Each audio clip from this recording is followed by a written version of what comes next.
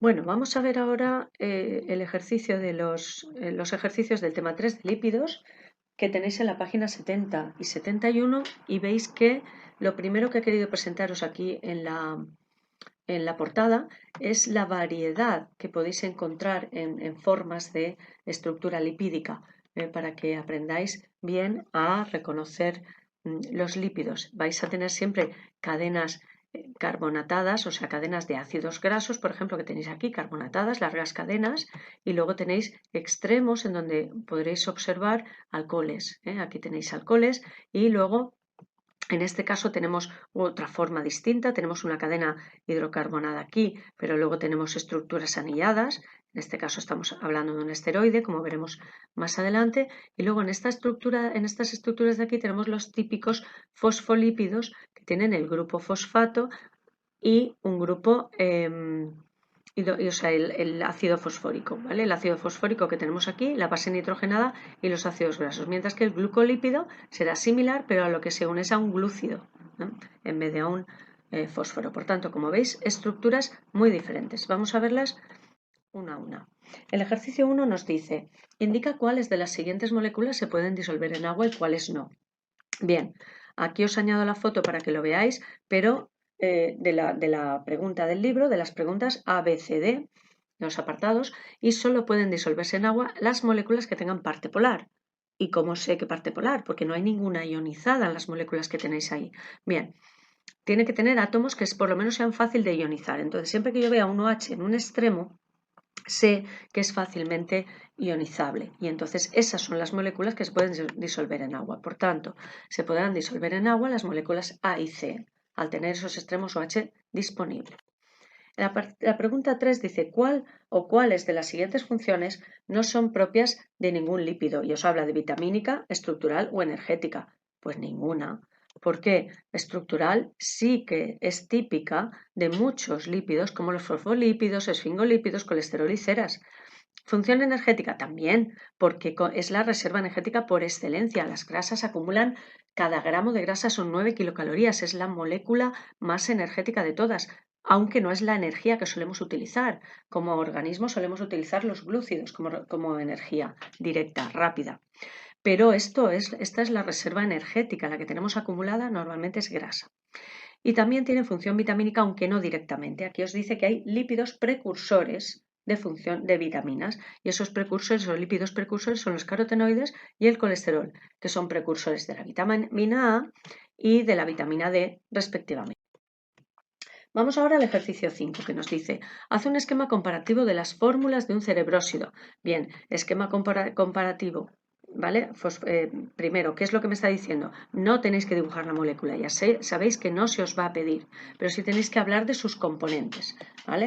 Entonces, siempre tenéis que hablar de las partes que yo tengo en cada una de las moléculas. Y entonces después vamos a señalar en cada caso las zonas hidrófilas e hidrófobas. Vemos que la zona hidrófila en el caso de cerebrósido es el extremo de glúcido, la unidad de galactosa o glucosa, porque el resto va a ser hidrófobo, ¿sí? Va a ser hidrófobo y además aquí el ácido graso suele ser también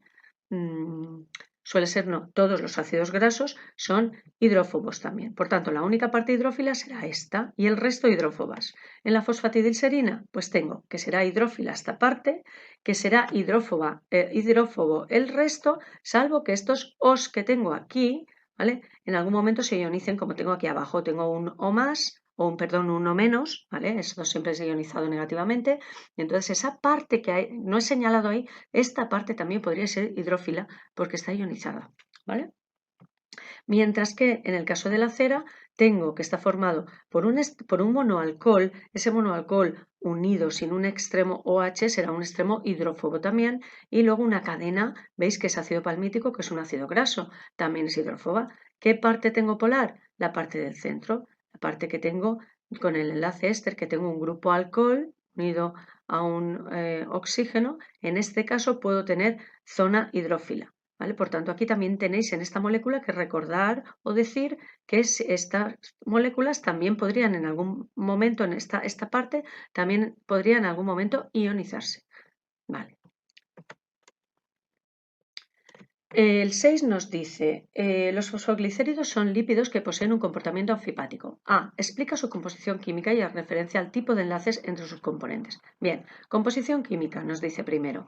Pues nosotros decimos tiene fosfato, tiene glicerol y tiene dos cadenas de ácidos grasos. Uno saturado, que no tiene dobles enlaces, y uno insaturado, que en este caso tiene un codo o una insaturación. Una insaturación que tenemos aquí, que es este doble enlace.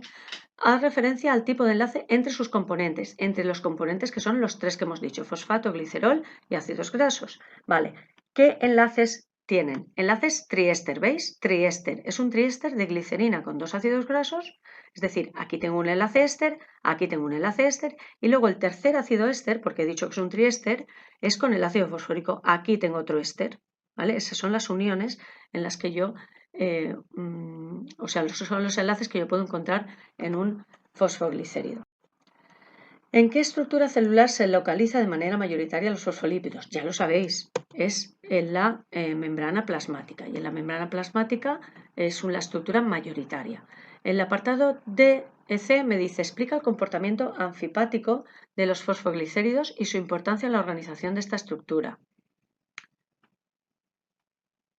Pues aquí veo que los ácidos grasos hidrófobos estarán hacia el interior, porque es el comportamiento anfipático, es que una parte será hidrófoba y otra hidrófila.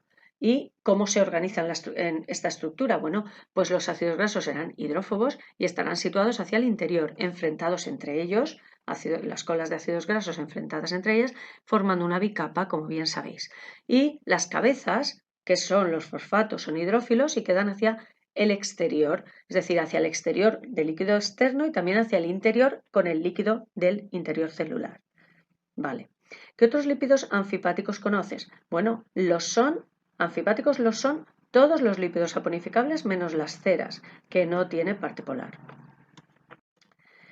El ejercicio 8 nos dice, la publicidad de un producto dice, si está preocupado por el colesterol y los triglicéridos, le interesa saber que hay dos tipos de grasas, saturadas e insaturadas, siendo estas últimas más saludables, por lo que el producto está enriquecido en ácidos grasos omega 3. Y nos pregunta, ¿qué semejanzas y diferencias, dos cositas, hay entre colesterol y triglicéridos? ¿Vale? Pues semejanzas, ambas son grasas saturadas, ¿de acuerdo? Son grasas saturadas, por tanto, de las grasas malas. Diferencias. El colesterol es un esteroide, mientras que los triglicéridos son grasas propiamente dichas, grasa o acilglicérido. Concretamente, por eso es un triglicérido o triacilglicérido, se puede nombrar de las dos formas. Otra diferencia, el colesterol es insaponificable, mientras que los triglicéridos son saponificables. Y esas son las diferencias básicas entre una y otra. Ya el mismo enunciado nos dice que las grasas saturadas son menos saludables que las insaturadas. Bueno, si queréis volvéis a ponerlo aquí como diferencia, pero realmente está contenido en el enunciado. ¿Qué son los ácidos grasos omega 3? Pues son ácidos con insaturación o doble enlace en la posición 3, siempre contando desde el extremo CH3. El ejercicio 9 nos dice, ahí os he resumido. Existen tres tipos de aceite de oliva, que es el virgen, el refinado y el puro. El virgen se obtiene directamente de la presión de las aceitunas, el refinado utilizando disolventes que después habrá que eliminar, y el puro es una mezcla de los dos anteriores. Y entonces lo que os pregunta es lo siguiente, busca información sobre las diferencias. Bueno, esto no lo he hecho porque bueno, ya se explica aquí arriba básicamente cuál es la diferencia. Es interesante que si queréis saber más, pues busquéis vosotros esas diferencias, pero bueno, ya está claro con lo que pone arriba que el mejor es el virgen, el más natural, el que se obtiene directamente de la presión de las aceitunas. Vale, ¿cuál de los tres tipos, virgen, refinado, puro, sufrirá más rápidamente el enranciamiento? Bueno, pues se trata de un proceso por el que un alimento, este enranciamiento, es un proceso por el que el alimento con un alto contenido en grasas se va a alterar, se va a ir alterando y va a adquirir un sabor malo, un sabor desagradable. Vale, pues en función de la naturaleza de los tres aceites que os han dicho, el peor es el refinado. Se oxida con facilidad y sufre el enranciamiento, mientras que el mejor es el virgen extra, que tiene altos contenidos de ácido oleico y antioxidantes, lo hace muy resistente a la oxidación y por eso es el mejor para utilizar en caso de que tengamos que freír algo. El 11 dice, Sabéis que estoy seleccionando los ejercicios que considero más importantes. El 11 dice, elige la respuesta correcta entre las siguientes. La saponificación de una cera produce, y os da varias opciones, ceramida y ácido graso, jabón y glicerina, ácido graso y glicerina, un ácido graso y un monoalcohol. Bueno, el resultado es el C, el jabón y glicerina, el B. Lo que voy a conseguir con una saponificación es, como tenéis aquí en la figura, un jabón, ¿vale? Que es esto de aquí, el estereato sódico, lo que acaba en ato, siempre es una sal, ¿vale? Y la sal es el jabón, y luego tenemos la glicerina, que es un alcohol. ¿Vale? Ahí tenéis la respuesta que se había quedado escondida, jabón y glicerina. El 17 nos dice, no es preciso tomar las vitaminas lipídicas, que son la A y la D, con tanta frecuencia como las hidrosolubles como la C, para evitar hipovitaminosis. ¿Cómo se explica este hecho? Bueno, pues vamos a ver. Las vitaminas lipídicas o liposolubles, como dice la palabra, son lipídicas. Nuestras células son lipídicas. Por tanto, es más fácil que se acumule una vitamina lipídica que una que es hidrosoluble. Una liposoluble es más fácil de acumular que una hidrosoluble. La liposoluble se va a almacenar en hígado, tejido graso y músculos, mientras que la hidrosoluble se disuelve fácilmente, por lo que al no almacenarse hay que consumirlas con frecuencia, una frecuencia prácticamente diaria. El 16 nos dice, ¿por qué es fácil eliminar las grasas de los utensilios de cocina si aplicamos agua caliente? Bueno, porque el agua caliente va a reblandecer las grasas, los enlaces, y entonces será más fácil que la grasa se una al detergente. Esa una. Y otra, ¿sabéis que la grasa es fácilmente englobada como micela, con una forma de micela por el detergente? Y esto permite también que sea eliminado con facilidad. El 22 nos dice, suele hablarse de colesterol bueno y colesterol malo. ¿Por qué? ¿Existen realmente dos clases de colesterol? ¿Qué relación existe con los llamados HDL y LDL? Vale. A ver, ¿por qué se habla de colesterol bueno y malo? Bueno, aquí tenéis toda la respuesta, pero voy a ir paso a paso. ¿Por qué se habla de colesterol bueno y malo? Porque efectivamente hay una parte del colesterol, una unión de colesterol con determinadas lipoproteínas que me va a tener una buena función. El colesterol realmente es una molécula que va a estar formando parte de las membranas plasmáticas y como tal produce el anclaje de los fosfolípidos y ya de per se es una molécula muy importante que debemos tener con mucha abundancia en todas nuestras células. Por tanto, el colesterol es bueno en general. Pero, ¿por qué se habla de colesterol malo? Porque cuando ese colesterol está unido a proteínas LDL, entonces es un colesterol que va a acumularse fácilmente en la sangre y entonces nos va a producir determinado tipo de acumulaciones o ateromas que nos pueden provocar problemas cardíacos. Bien, ¿existen realmente dos clases de colesterol? Bien, pues no. Ambos son, como decís aquí, ambos son colesterol, misma molécula, pero dependiendo a qué tipo de proteínas se unen, tienen un diferente resultado en la salud del organismo. Pero químicamente, bioquímicamente es la misma molécula. ¿Qué relación existe con los llamados HDL y LDL? Y ahora sí, podemos leer aquí. Sabemos que el HDL es lipoproteína de alta densidad que transporta el colesterol al interior del hígado para su eliminación. Daros cuenta, con HDL esa proteína me coge el colesterol y se lo lleva al hígado para su eliminación. Por tanto, es una cantidad de colesterol o una estimación de colesterol que me interesa tener alta en las analíticas.